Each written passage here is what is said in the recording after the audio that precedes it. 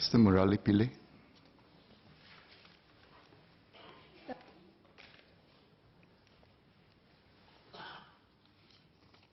Mr. Speaker, sir, can I take questions 30 and 31 together, please? Please do. The Workfare Income Supplement Scheme was launched in 2007 as a broad-based measure that raises incomes of our lower-income workers. WIS payouts are targeted at those with limited household support, with more going to older workers. For example, a 65-year-old earning $1,200 monthly would receive $300 more each month through WIS. In 2017, 407,000 workers received WIS payouts amounting to $650 million.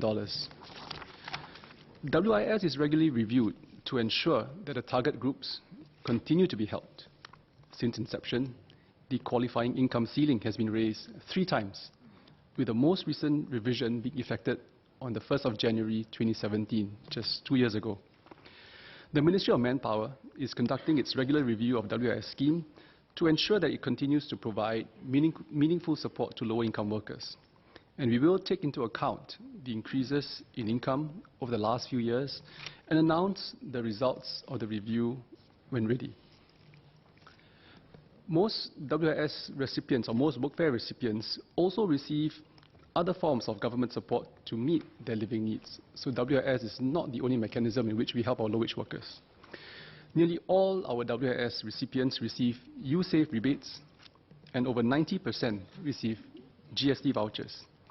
Nearly 4 in 10 also receive outpatient medical subsidies under the CHAS scheme.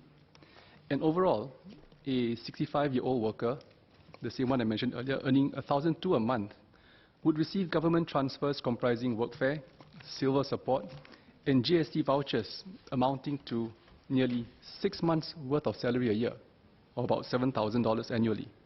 And those with children receive other forms of support if eligible, such as subsidies for childcare and student care. So this approach of going beyond wage supplements to provide further support based on the varied needs of individuals and families is more responsive than any living wage. Beyond transfers, we also support skills upgrading. So it's not just about handouts and transfers, it's also about advancement. It's about advancing our workers to be able to be more productive and higher skilled.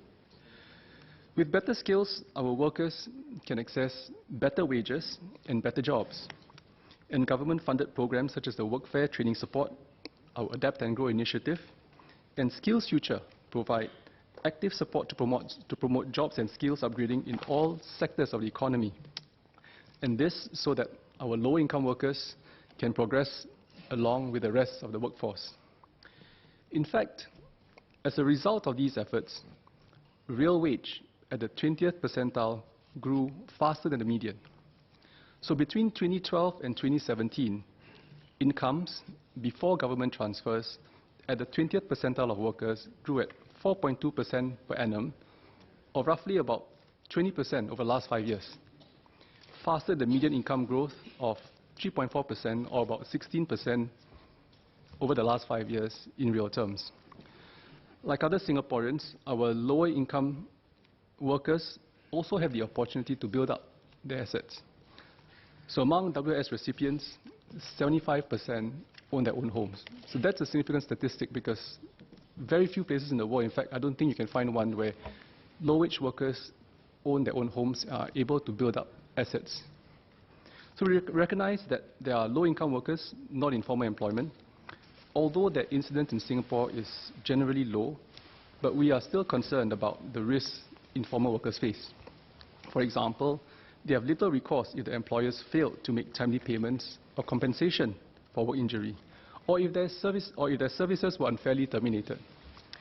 The lack of stability also does not enable planning on the part of the individual and impedes his ability to build up his CPF savings for home ownership, healthcare, and retirement.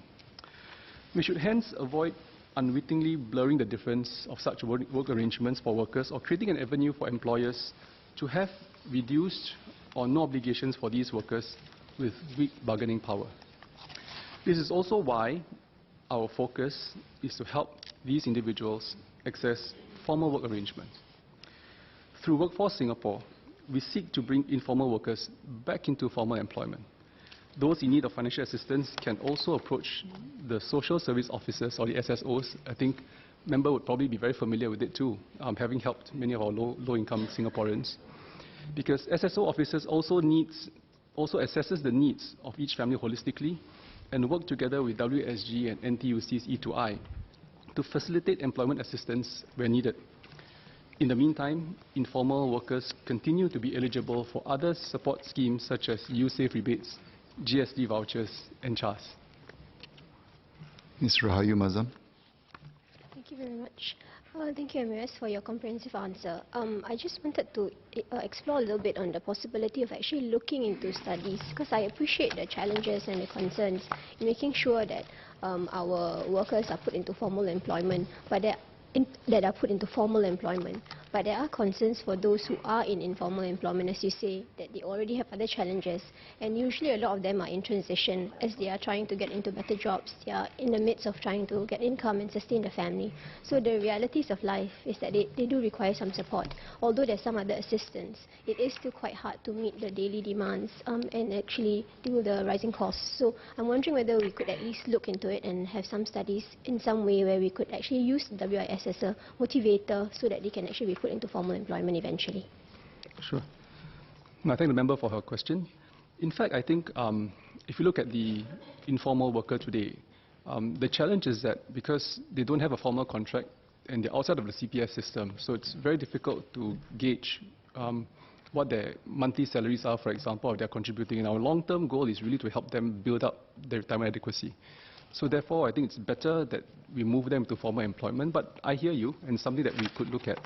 But generally, I think the long-term goal is to work through the other schemes and the SSO, for example, today, where you have multi-layered support, not just in terms of Workfare, not just looking at Workfare, but really you also have the social support, and you also have formal employment search that we could provide through Workforce Singapore and E2I. So I think that's where we are today, and certainly, for such workers, we know they are vulnerable, and therefore I think the direction is moving towards formal employment. Order. On behalf of honourable members, I would like to extend a warm welcome to the Honourable Mr. Chuichi Date, President of the House of Councillors of Japan, and his delegation who are present in our gallery. Welcome.